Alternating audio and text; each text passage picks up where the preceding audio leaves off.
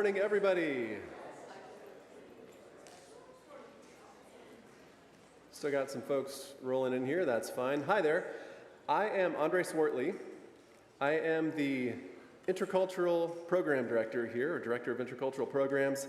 I also teach English and ESL, and this spring I'll be teaching, for the first time at Hesston College ever, Japanese 101. So if you're interested in some foreign language, I'll talk about that in just a little bit here. But my job today is to introduce you to Hesston's intercultural programs, and specifically the travel programs that we're going to be offering in the next 2 school years. Currently, these are the countries where we have official partnerships or are in the process of creating official partnerships. So you can see all over the world and at different places in the country as well. Next slide. Sorry, I wish I could advance my own slides. In the last 10 years, we have gone to these locations, and I want to highlight that intercultural does not necessarily mean international.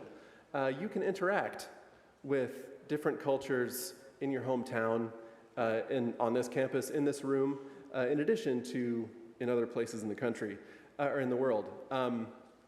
You can interact with other cultures even if you both come from the same country. You still may have different cultural backgrounds. This is kind of obvious stuff, you know, but it's important to say sometimes. Next slide. So, yeah, you can just start rolling through these.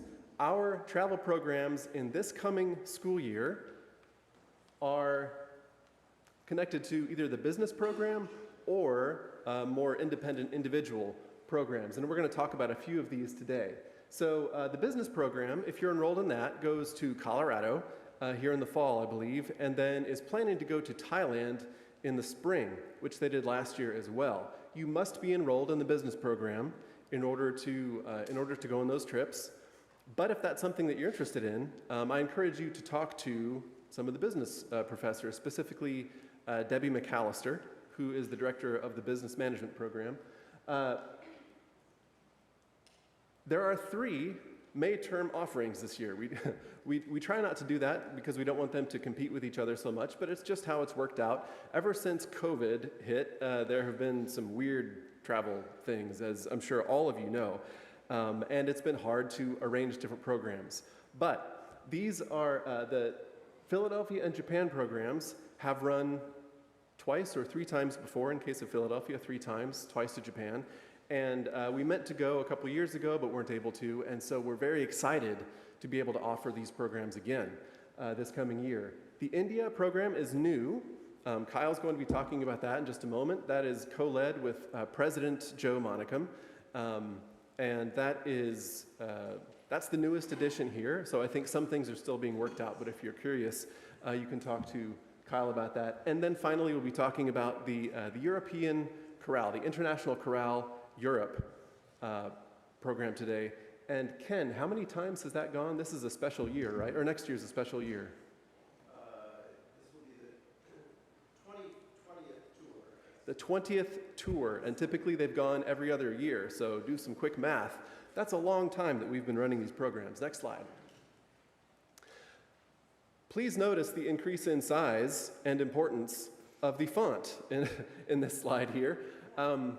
I am so excited and so eager to be able to teach Japanese language on the Hesston College campus. We have an unusual situation here where we're such a small school, we're in the middle of nowhere, right? And yet we have so many international students and so many international students from Japan. When I ran a survey a couple years ago asking students what languages they would like to learn most on campus, and Spanish was number 1 for good and obvious reasons, and Japanese was number 2. And I think part of that is driven simply because we have so many Japanese students here. You've got Japanese friends in your classes, on the baseball team, soccer, wherever. You're seeing and you want to interact with Japanese students in their own language, and that alone, I think, is a good enough reason to study it. But also, just for your school career and your career, it's important to have a background in some second language. So please do talk to your advisor about the spring class. Next slide. All right. Now, this May, we're going to be running to Japan again, and I'm going to zip through these. There are two separate language classes. One is the full semester language class I mentioned a second ago, and the other is a short orientation class about Japanese language and culture for all students who wish to go on the travel program to Japan in May. Next slide, please. Our plan is to leave May 17th, and we will end up, thank you, in Hiroshima for about 10 days. And the reason that we do that is because I feel like it is important to establish a feeling of home, even when you're away from home. A place where you are comfortable, where you can start to figure out some patterns and routines and systems, where you know how to ride the subway, where you know where to buy tickets and things like that. So we spend the first 10 days in Hiroshima. Please continue. All right. And we stay in this fantastic traditional Japanese house with tatami floors and all this stuff. And yes. And we visit with some partners at Hiroshima Shudo University, which is kind of like Heston. It's a small, private liberal arts school in Hiroshima, and the students that travel with us have an opportunity to connect to students at that university before we go, and then once we get there as well. It's kind of like having friends waiting for you when you arrive. Each day in Hiroshima, we have a history and culture class, which is taught by education professor Heidi Hostetler. So I teach the language and culture. She teaches the history side of things. And throughout our time in Hiroshima, we do that before going to, road trip on the trains. We go to a few more cities, all of which are very different. Karatsu is a small town. Small town for Japan, it's 100,000 people. But they call it the countryside. And that's where we have our first homestay, followed by Osaka, which is the second largest city in Japan. About 30 million people live there, 25, 30 million people in the Osaka metro area, where we once again have homestays, two very different kinds of homestays. Before moving on to two capital cities, former capital cities, Nara, the ancient capital of Japan, and Kyoto, the kind of middle time, second capital of Japan, and finally, Tokyo. The world's most populous city, 40 million people in the metro area, and it's unbelievable. It might as well be a country of its own for how different it is from the rest of Japan and the rest of the world. We return after 3 weeks, and then you can start your summers. You can see that we get back June 7, so it's basically the beginning of the summer. You still have a full summer to do, to get a part-time job, to study other classes online or whatever if you need to, and that is the Japan program. Please, sorry, I do have a couple more things, sorry. Program cost, yes. Yeah, come through these. When we began, the program in total, including airfare and everything, was $3,300.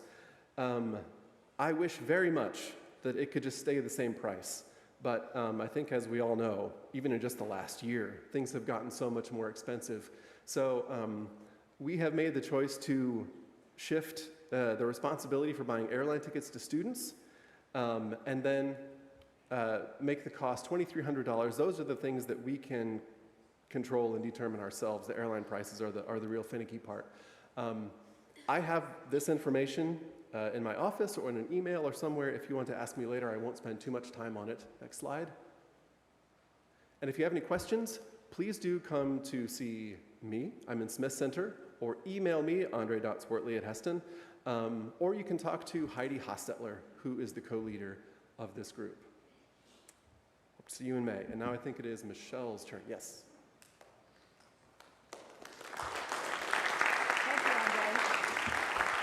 Thank you, thank you.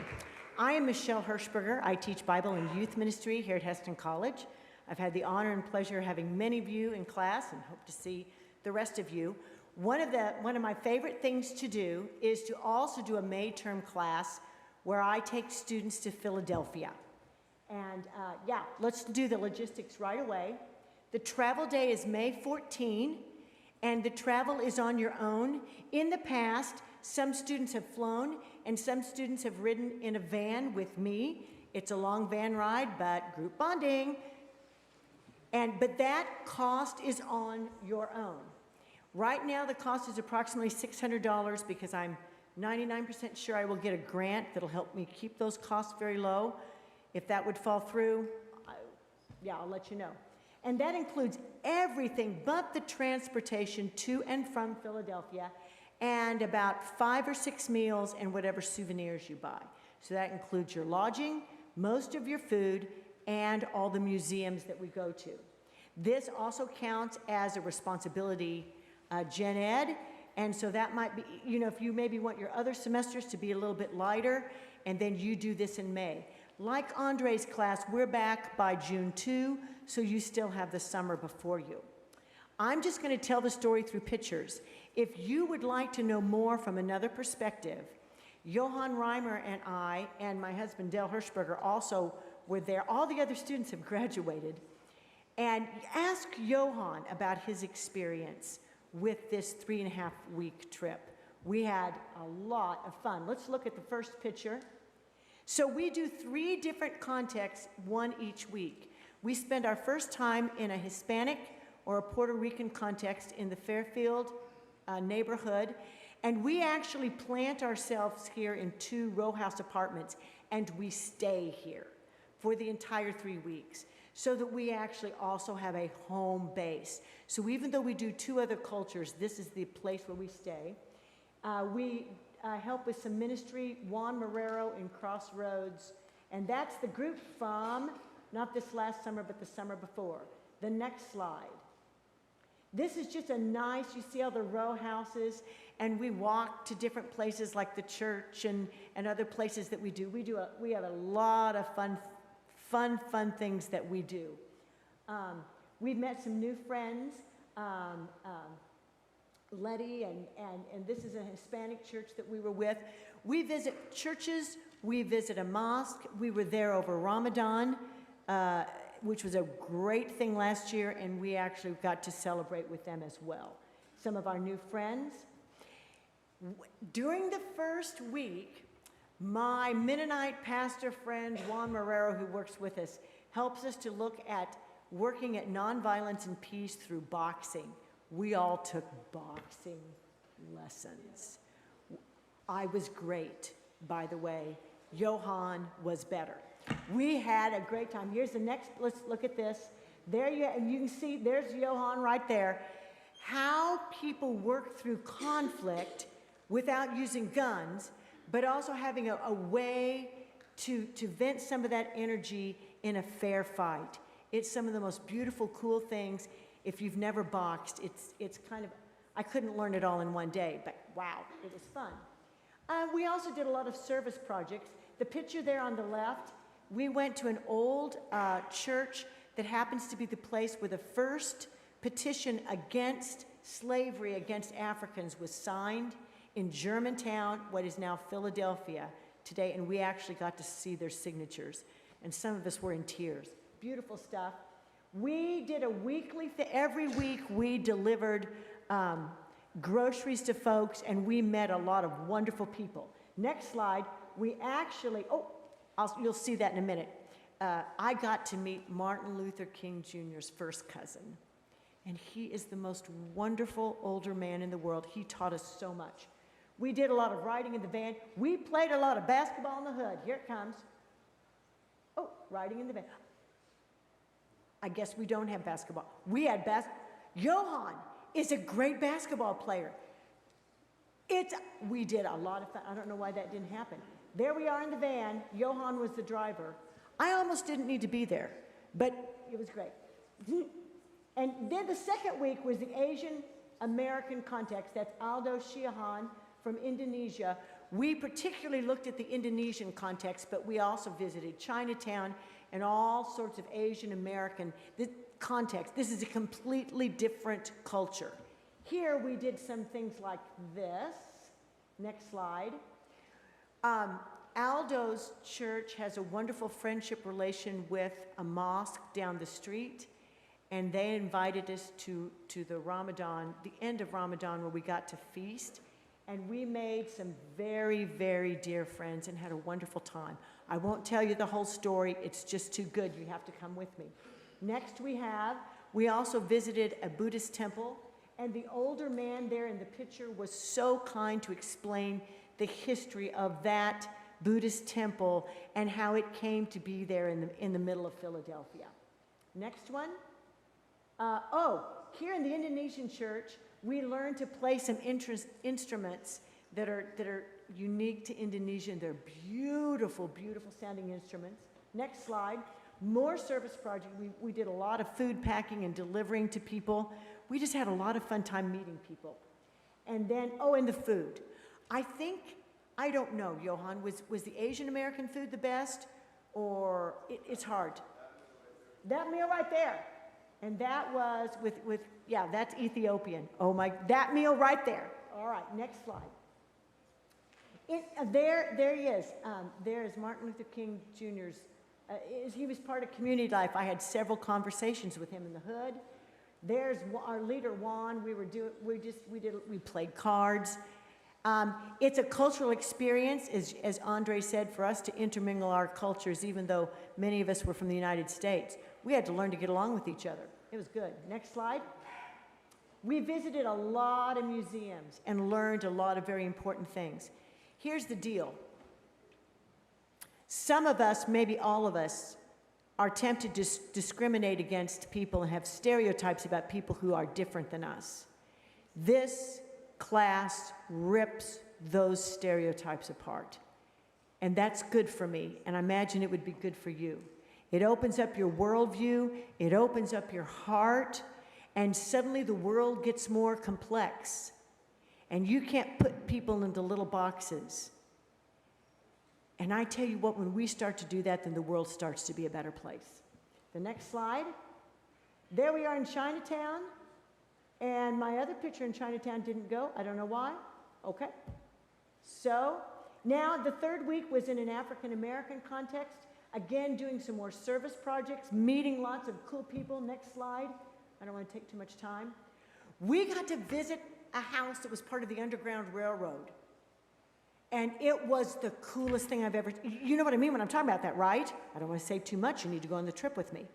But you know, the little secret passageways and the ways, there was a little hole so you could go up on the roof. And in one time, they were searching for the people, and they were all just lying really flat on the roof.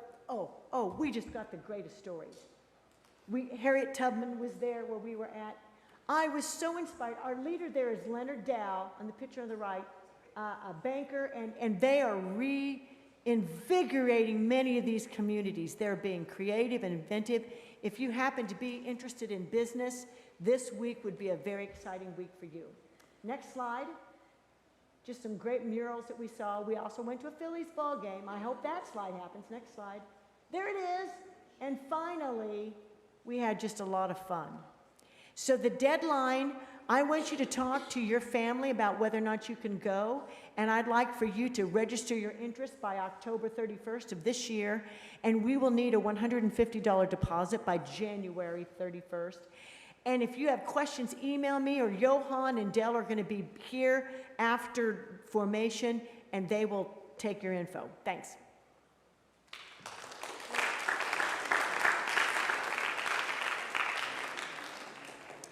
So the International Chorale is something that has happened since 1982, and it happens every other year.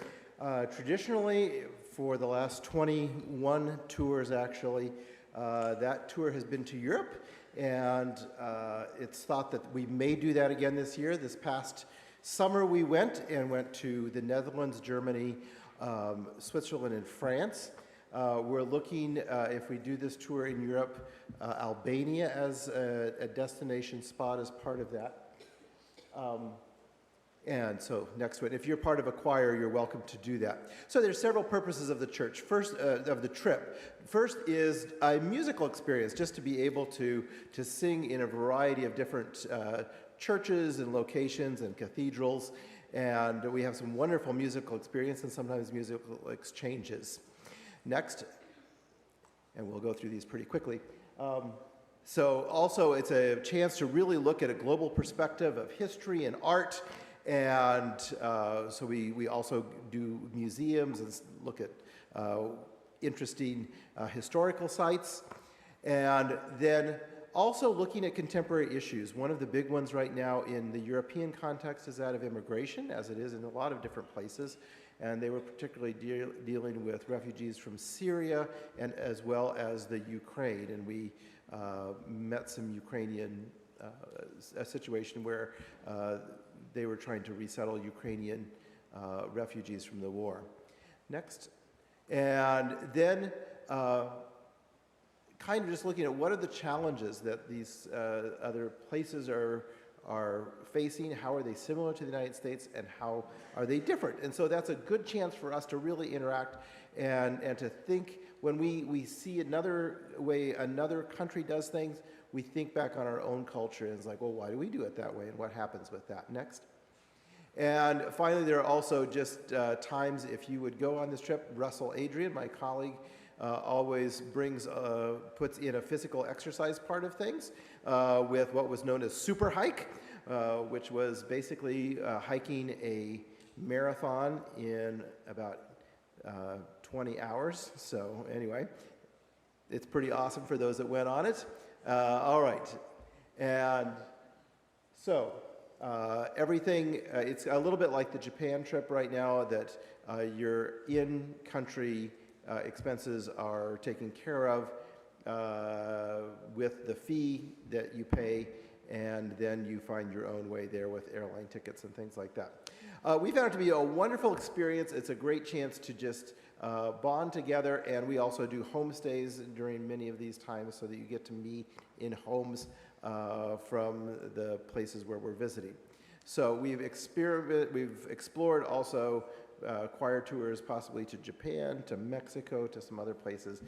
So that's why we're kind of holding it lightly. It's still 2 years out, but we're planning to do something like that in 2024.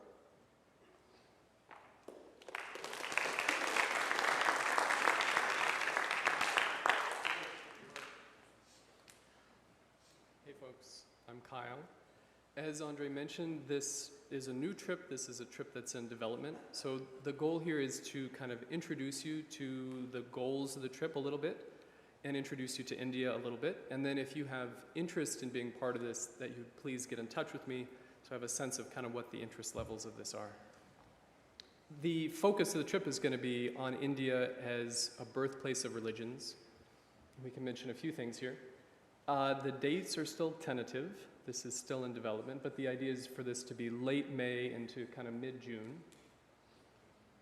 Focusing on, in terms of religion, there's a tremendous amount of diversity in India, ethnically, politically, linguistically, in all kinds of ways. And so we will be leaving out tons of detail, but focusing on Hinduism and Buddhism and Sikhism, along with some historical and cultural context for these different faith traditions in India. So there's India. India is a big country, not as large as the US. Here I stuck under it. Do you guys know the population of the US? How many people live in the US? Ballpark 330 million people, something like this. US is the third most populous country in the world. India is the second most populous country in the world. India, instead of 330 million people, has 380 million people in a smaller space, plus another billion people. Does that make any sense? The correct answer is no, that doesn't make any sense. But India, 1.3 billion, getting closer to 1.5 billion people in a smaller land area than the US. India is important historically, culturally. When we think about the history of Asia and the history of Southeast Asia, you can see the sort of Indian subcontinent and the surrounding countries, and even not surrounding countries, all of mainland Southeast Asia, island Southeast Asia, that has been Indianized over the centuries as different cultural traditions, ideas of kingship, language, culture, have influenced all of these other countries. We can look at something like how Hinduism spread from this subcontinent of India through Southeast Asia, through island Southeast Asia, producing the cultures of these modern day countries, or at least influencing them. We can see the same thing even more broadly for Buddhism. Currently, India is a fraction of a % Buddhist, whereas a bunch of other countries in Southeast and East Asia are majority Buddhist. And so we have the spread of Buddhism through the north into East Asia, through the south into Southeast Asia. Again, tremendous linguistic and cultural influences here. And another example of this might be something like, even what are the writing systems in Asia? And we can see in green here, all of these countries use different scripts that are derived from scripts imported from India. So we have a real cultural influence of India on the rest of Asia. And this is part of the, I think, the interest in knowing more about what are the roots of these religions and traditions and cultures of India. So I think there was a slide at one point that said President Joe, as Andre mentioned, co-leading the trip. We're working on developing this, but please be in touch with me if you're interested in learning more about it. Thank you.